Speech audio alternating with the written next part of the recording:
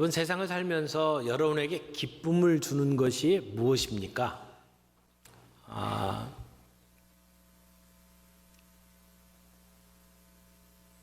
우리 교인들 가운데 기쁜 소식들이 있다고 전해주는 분들이 종종 있죠. 손주 사진 보여주면서 얼굴이 이렇게 기쁜 모습으로 변하는 모습들을 보기도 하고요. 또 자식들 이렇게 됐습니다 라고 이야기를 하면서 기뻐하는 모습도 보고요. 또 걱정거리, 근심거리가 해결됐습니다 그러면서 기쁨을 표현하는 분들도 있습니다. 도종환이라고 하는 시인이 우리를 기쁘게 하는 것들이라는 시를 썼어요. 그 앞부분만 좀 읽어드릴게요. 아기의 웃는 얼굴은 우리를 기쁘게 한다. 아무런 욕심도 티도 없는 얼굴, 흠도 죄도 모르는 뽀얀 얼굴로 웃고 있을 때 그 무고한 모습은 우리를 기쁘게 한다. 노란 산국 위에 앉았다.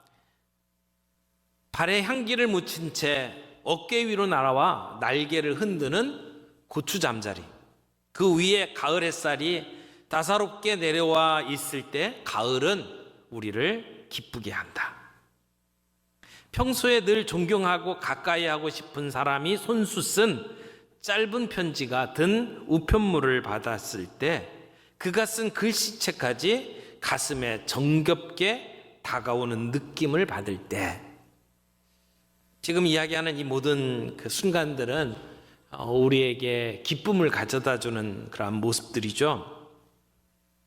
근데 오늘 본문 21절을 보면 그때에 예수께서 성령으로 기뻐하시며 주님이 기뻐하셨다라고 하는 말씀이 있습니다.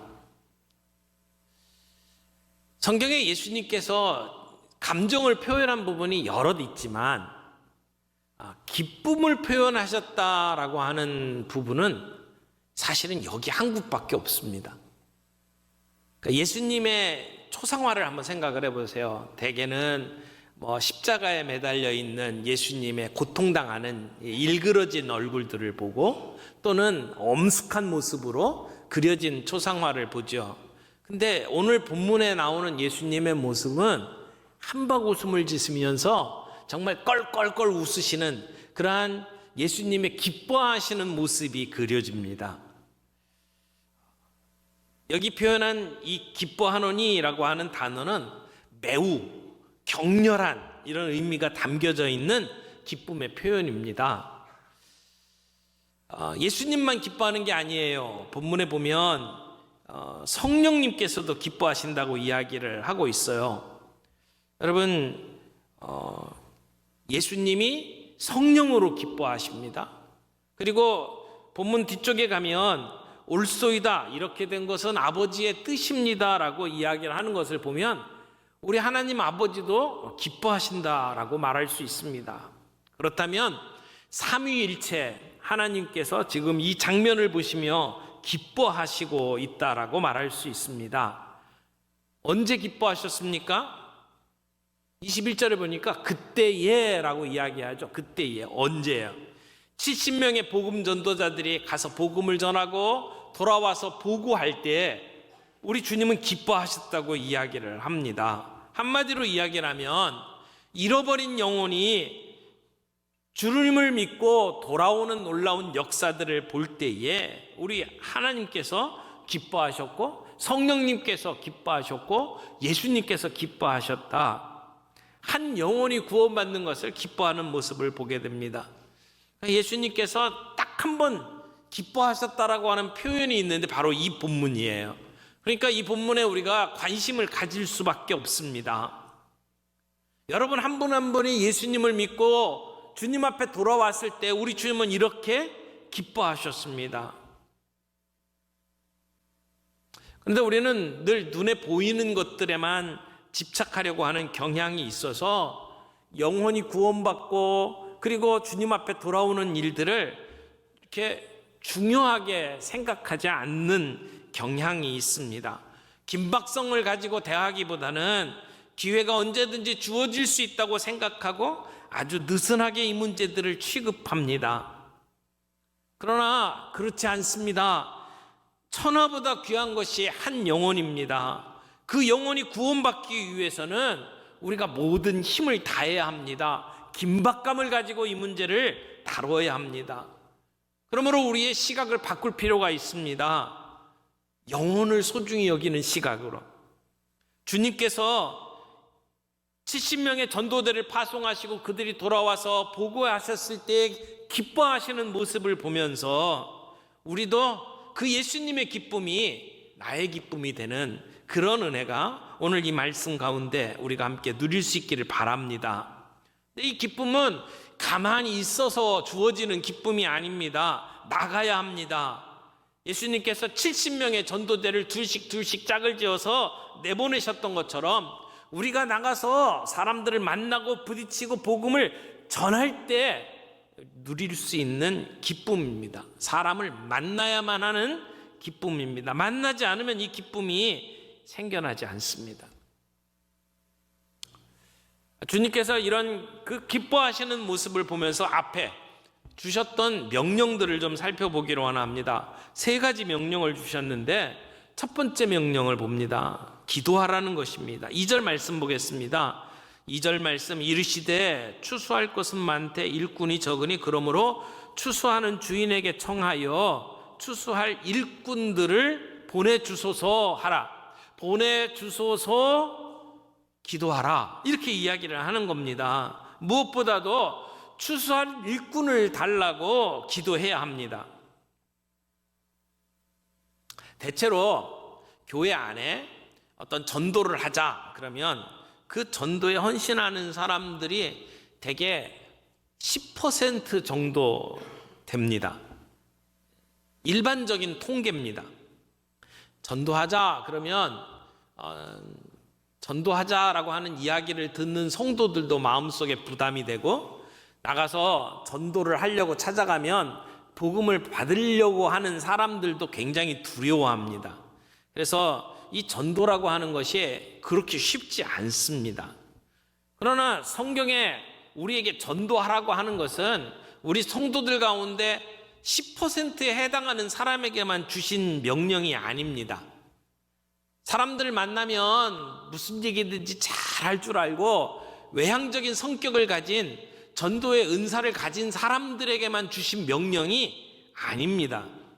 우리 모두가 전도자로 부름을 받았습니다. 그런데 문제는 그런 부름 앞에서 응답하는 사람들이 10% 정도밖에 되지 않는다는 겁니다.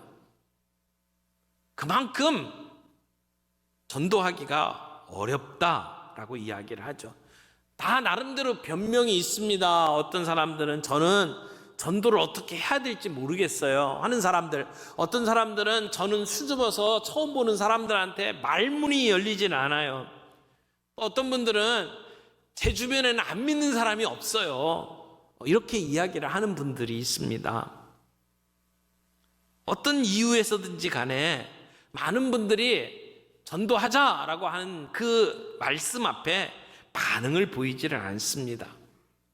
그러나 우리가 이 명령 앞에서 먼저 해야 될 일이 있습니다. 기도해야 하는 일입니다. 기도하는 겁니다. 내가 전도의 은사가 없고 내가 사람만 만나면 부들부들 떨고 내 주변에 전도할 대상이 보이지 않고 어떤 상황이라 할지라도 우리가 먼저 해야 될 일이 있습니다.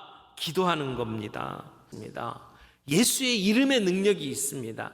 내가 사자로 바뀌어서 능력이 있는 게 아니라 비록 어린 양과 같은 모습으로 이리대 앞에 서지만 우리가 들고 나가는 복음의 능력이 있기 때문에 두려워할 이유가 없습니다. 기도하면 우리에게 담대함을 주십니다. 기도하면 비록 이리대 앞에 들어가는 어린 양과 같은 모습이지만 우리의 마음속에 사자와 같은 담대함을 주신다는 얘기입니다. 그러므로 기도해야 합니다. 우리가 전도하러 나가기 이전에 기도해야 합니다. 두 번째는 가서 전하라고 말씀하십니다. 3절에 보니까 갈지어다 라고 이야기하죠. 가서 전해야 구원의 역사가 일어납니다. 절대로 스스로 오는 사람들 없습니다. 복음을 전하는 사람들을 통해서 사람들이 죽게 돌아옵니다. 그래서 주님은 우리에게 가라고 말씀하십니다. 여러분, 가라고 하는 말씀 속에는 주님이 내가 너와 함께 간다, 이 말씀이 포함되어 있는 겁니다. 주님이 우리를 보호해 주시겠다는 말입니다. 여러분, 전도가 내가 가지고 있는 실력으로 이루어진다고 생각하지 마십시오. 우리는 해봤자 양입니다. 우리의 실력으로 그들이 구원받는 게 아니라는 거예요. 주님이 가라고 하면 그냥 가면 됩니다. 실력이 있든지 말주변이 있든지 없든지 관계없이 가면 그 다음에 주님이 이루신다는 말씀이십니다. 누가 예수 믿고 돌아오는 것은 내 실력 갖고 이루어지는 게 아닙니다. 하나님이 하실 일이에요. 여러분, 내가 가서 말씀을 전했는데 정말 믿을까? 정말 교회에 나올까? 이 부분은 우리가 걱정할 부분이 아닙니다. 그건 하나님이 하시는 거예요. 되든 안 되든 그건 하나님 책임이에요. 우리는 그저 가라고 하면 가면 됩니다. 가서 전하는 겁니다. 물론 순순히 듣지 않는 사람들이 대부분이죠. 도리어 우리들을 공격하려고 달려들기도 합니다. 그럼에도 불구하고 우리가 두려워할 이유가 없습니다. 왜냐하면 내가 가진 능력으로 싸우는 게 아니라는 것입니다. 주님의 그 말씀, 우리가 전해지는 그 복음의 능력을 가지고 싸우는 것이고 예수의 이름을 가지고 싸우는 겁니다. 주님이 나를 변화시켰던 것처럼 주님이 그들도 변화시킬 것입니다. 주님이 나를 부르신 것처럼 그들을 주님이 부르실 것이라고 믿고 나아가는 것이 필요합니다. 19절에 보면 주님이 이렇게 얘기를 하죠. 내가 너희에게 뱀과 전갈을 밟으며 원수의 모든 능력을 제어할 권능을 주었으니 너희를 해칠 자가 결코 없으리라. 우리를 해칠 자가 결코 없을 것이라고 말씀을 하셨어요. 이게 기도하며 나아가는 자에게 주시는 새로운 안목입니다. 우리 주님이 우리를 인도하십니다. 주님이 우리를 보호하십니다. 그리고 그 결과 주님이 책임져 주십니다. 오늘 본문 말씀을 보면 이렇게 가라고 말씀하시면서 전도자가 어떤 자세로 나가야 될지, 어떤 메시지를 전해야 될지를 쭉 가르쳐 주셨어요. 전략도 가르쳐 주셨습니다. 한번 보세요. 여기 4절에 보니까 길에서 아무에게도 무난하지 말며 그렇게 얘기하죠. 길에서 사람들과 무난하지 말래요. 이게 무슨 말일까요? 당시에 유대인들은요, 길을 가다 사람을 만나면 그냥 고개만 끄덕하고 헤어지질 않았습니다. 사람을 만나면 무난 인사를 하고 시간을 보냅니다. 오랜 시간을 보내요. 그게 1시간이 될 수도 있고 심지어는 며칠이 될 수도 있습니다.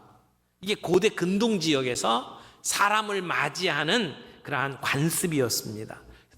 식사를 대접하고 그 이야기를 듣고 그러면서 그것이 며칠이 갈 수도 있단 말이죠. 그래서 여기 길에서 아무에게도 무난하지 말고 라고 하는 것은 긴급함을 이야기를 하는 거예요. 지금 복음을 전하는 일이 사람 만나서 이틀 사흘 같이 무난 인사 나눌 수 있을 만큼의 여유가 없다라고 하는 것을 가르쳐 주는 겁니다. 여러분, 추수할 때에는 타이밍이 중요합니다. 올해도 배농사 잘 지어놨는데 지난번에 태풍 와가지고 다 떨어졌잖아요. 그 낙과가 얼마나 많은지 몰라요. 그걸 보면서 농부들의 마음이 타들어가죠. 그 타이밍이 정말 중요한 거거든요. 그때는 이것저것 여러 가지 할 수 없습니다. 추수하는 일에만 집중해야만 합니다. 타이밍을 놓치면 수확물이 사라집니다. 그러므로 사람들과의 인사하는 것을 무시하라는 말이 아닙니다. 쓸데없이 시간을 낭비하지 말아라 라고 말씀을 하시는 것이죠. 추수할 때는 1초의 햇살도 소중한 법입니다. 손을 빨리빨리 돌려야 합니다.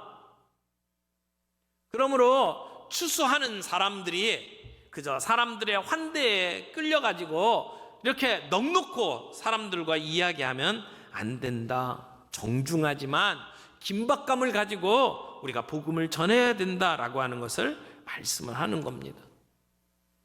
우리가 만나는 사람들마다 인사하고 같이 밥 먹고 그러면서 길 가다가 지나가는 강아지 만지고 쓰다듬고 이러면서 복음을 전할 만큼 여유가 우리에게 없다라고 하는 것이죠. 긴급합니다. 또 오늘 이 말씀을 살펴보면 우리의 삶이 얼마나 중요한지도 볼 수 있습니다. 복음에 대한 긴박성도 있어야 되지만 복음을 전하는 자의 삶이 준비가 되어 있어야 합니다. 우리는 복음을 담은 그릇입니다. 우리가 어떤 사람이냐에 따라서 복음의 능력이 달라지기도 합니다. 우리가 복음을 전하잖아요. 그러면 우리가 전하는 메시지에 귀를 기울이고 그 메시지 때문에 토론을 하기보다는 예수 믿는 사람들은 다 왜 그 모양이냐? 그러면서 우리의 삶을 걸고 넘어지는 사람들이 대부분입니다. 복음을 거절하는 사람들의 특징을 보면 복음 자체에 대한 거절이라기보다는 복음을 전하는 기독교인들에 대한 거절일 경우가 많이 있습니다. 통계를 보면 예수 믿는 사람들에 대한 신뢰도가 많이 떨어져 있습니다. 기독교인이 전하는 복음에 대해서조차 마음 문을 닫아버리는 이유가 거기에 있습니다. 믿는 사람들이 그렇다는 거죠. 물론 우리 가운데는 복음에 합당한 삶을 살고 그래서 사람들에게 신뢰를 받고 그가 전하는 메시지가 사람들에게 영향력을 끼쳐서 그래서 주님 앞에 돌아오는 사람들도 많이 있습니다만은 상당수 많은 사람들은 기독교인들에 대해서 부정적인 시각을 가지고 있는 것을 보게 됩니다. 그러므로 우리가 복음을 전하는 자로서의 합당한 삶을 사는 게 필요합니다. 여기 예수님께서 복음 전하러 나가는 사람들에게 이야기를 합니다. 전대나 배낭이나 신발을 가지지 말아라 라고 이야기합니다. 어떻게 보면 이 전도자로 나설 때에 필수품과 같은 것들입니다. 근데 그것마저도 금지시키고 그리고는 전도하러 가라고 예수님은 우리에게 이야기를 합니다. 그만큼 심플한 삶, 단순한 삶, 복음을 전하는 자로서 사람들에게 영향력을 끼칠 수 있는 우리의 삶의 모습들이 필요하다는 말일 수도 있습니다. 동시에 우리가 꼭 기억해야 될 것이 하나 있습니다. 복음 전도를 준비한다고 시간 거기에 다 쓰지 말라는 말씀일 수도 있습니다. 전도를 하러 가려면 전대도 필요하고 배낭도 필요하고 그리고 신발도 필요해요. 그거 싸고 준비하다가 실상은 전도를 할 시간이 없는 경우들도 있어요. 여러분, 우리가 생존에 필요한 도구들을 준비하느라 거기에 모든 에너지를 쏟고 그리고는 전도 자체는 하지도 못하는 경우들을 보게 되잖아요. 우리가 해야 될 말들 그때그때 성령님께서 우리에게 깨닫게 하실 거예요. 단지 그들이 가지고 있는 질문에 대해서 우리가 함께 고민을 하는 거예요. 모르면 내가 한번 생각해보고 다음 주에 말해줄게. 그래서 또 여러분 멘토들에게 찾아가서 물어보는 거예요. 아주 곤란한 질문들 많이 있어요. 하나님께서 왜 아담과 하와에게 그냥 에덴 동산 주면 되지 거기다가 선악과는 주셔가지고 이렇게 타락하게 만들었느냐? 또 뭐 이수진 장군은 구원을 받았냐? 그분이 구원을 못 받았다면 나는 예수 안 믿는다. 뭐 이런 사람들도 있어요. 그런 모든 질문들에 대해서 같이 고민하는 거예요. 그리고 내가 생각했던 것들을 함께 나누는 거예요. 가는 게 중요합니다. 세 번째는 기뻐하라고 말씀을 하십니다. 17절 말씀 보세요. 70인이 기뻐하며 돌아와 이르되 주여 주여 주의 이름이면 귀신들도 우리에게 항복하더이다. 이 70인 전도대가 돌아왔는데 얼굴이 막 환하게 돌아왔어요. 전도를 했는데 귀신들도 항복하더이다 이러면서 기뻐하는 거죠. 여러분, 가니까, 말씀에 순종하니까 이 기쁨을 맛보게 됩니다. 우리가 불안한 마음으로 모든 문제에 대한 해답을 갖고 가는 것도 아니지만, 그러나 우리가 순종하고 가니까 거기에 복음의 역사를 보게 되는 거예요. 그래서 기뻐했습니다. 그들이 와서 보고할 때 예수님이 이런 말씀을 하시죠. 내가 너희에게 뱀과 정갈을 밟으며 원수의 모든 능력을 제어할 권능을 주었으니 너희를 해칠 자가 결코 없으리라. 신발 여벌도 가지지 않은 그들이 가서 복음을 전할 때에 그들에게 주님이 능력을 주셨는데 어떤 능력을 주셨어요? 뱀과 전갈을 밟는 능력을 주셨어요. 실제로 바울은 멜리데라는 섬에 갔을 때 독사에게 물렸습니다.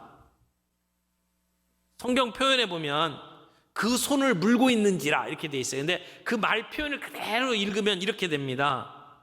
그 손에 단단히 고정되었다 이렇게 표현했어요. 독사가 바울의 손을 물었어요. 근데 얼마나 세게 물었는지 빠지질 않는 거예요. 단단하게 고정이 됐다. 독사가 그렇게 물으면 죽을 수밖에 없어요. 그 옆에 있던 원주민들이 야, 저 사람 죽었다 그렇게 생각을 했는데 죽지 않았다는 거죠. 이런 능력을 우리에게 주신다는 겁니다. 그렇다고 해서 복음 전할 때마다 독사 들고 가서 봐라 죽는지 안 죽는지 이런 식으로 전도하라는 얘기가 아니에요. 여러분, 예수의 이름 자체가 능력입니다. 그 이름 자체에 권세가 있습니다. 마치 우리가 신용카드를 꽂으면 자동적으로 지불이 되는 것처럼 예수의 이름을 들고 갈 때에 우리가 이런 능력을 맛볼 수 있다라고 이야기를 하시는 겁니다. 그러니까 시키는 대로 갔어요. 가니까 귀신들이 항복하고 그들이 주님 앞에 돌아오는 놀라운 역사를 경험을 하잖아요. 너무 기뻤어요. 주님 앞에 보고를 하니까 주님이 뭐라고 말씀하십니까? 20절 보겠습니다. 그러나 귀신들이 너희에게 항복하는 것으로 기뻐하지 말고 너희 이름이 하늘에 기록된 것으로 기뻐하라. 여러분, 귀신들이 항복하고 내가 전한 복음의 능력이 있어서 사람들이 죽게 돌아오고 이런 모습을 보니까 너무 기쁘죠. 여러분, 이 기쁨 맛볼 수 있기를 바랍니다. 해본 사람만이 아는 거예요. 내가 사랑하는 사람에게 복음을 전했는데 내 친구에게 정말 기도하면서 복음을 전했는데 그가 예수 믿고 돌아왔어요. 신앙생활 하는데 얼마나 예쁘게 아름답게 신앙생활 하는지 몰라요. 그 사람 볼 때마다 내 마음속에 얼마나 큰 기쁨이 있는지 몰라요. 해본 사람만 알아요. 그런 말 있잖아요. 너희들이 그 기쁨을 알아? 그런 것처럼 여러분, 정말 전도해서 그들이 주님 앞에 돌아오는 그 모습을 본 사람은 이 기쁨 압니다. 그런데 우리 주님은 그 기쁨보다 더 큰 기쁨이 있다고 이야기를 하는 거예요. 우리의 이름이 하늘에 기록된 것으로 기뻐하라. 그게 더 큰 기쁨이라는 거죠. 우리가 뭔가를 해서 이루어지는 그 사역의 성공보다 더 중요한 것이 하나님이 우리를 구원하시고 우리를 하나님 그 하늘에 우리의 이름이 기록된 것, 구원받은 것, 그 구원의 기쁨에 동참하라고 우리 주님은 이야기를 합니다. 사랑하는 성도 여러분, 우리의 이름이 하늘에 기록된 것, 우리가 구원받은 하나님의 백성이라는 것, 이것이 우리에게 큰 기쁨이 되기를 바랍니다. 내 인생의 성공, 높은 자리에 올라가는 것, 소소하고 확실한 행복들, 그것들 때문에 기뻐하십니까? 우리 주님의 기쁨이 저와 여러분의 기쁨이 되기를 바랍니다. 한 영혼이 주님 앞에 돌아오는 것으로 인해서 우리의 마음속에 기쁨이 넘치는 진짜 행복을 경험하는 저와 여러분들이 되기를 바랍니다.